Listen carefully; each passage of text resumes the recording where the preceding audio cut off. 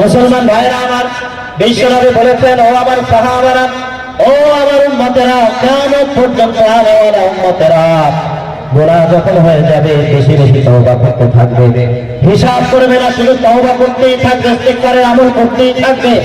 আস্তাগফিরুল্লাহ আস্তাগফিরুল্লাহ আস্তাগফিরুল্লাহ রাব্বি মিন কুল্লি যামবি ওয়া আতুবু ইলাইহি লা হাওলা ওয়ালা কুওয়াতা ইল্লা বিল্লাহিল আলিয়্যিল আযীম।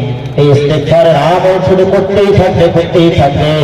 রাসূল নিজে বলেছেন, আমার উম্মতেরা বেশি বেশি তওবা করো, বেশি বেশি ইস্তিগফার করো, কারণ আমি নবী মুহাম্মদ আল্লাহর নবী হওয়া সত্ত্বেও আমি দৈনিক প্রতিদিন কমপক্ষে 70 থেকে 100 বার তওবা করি।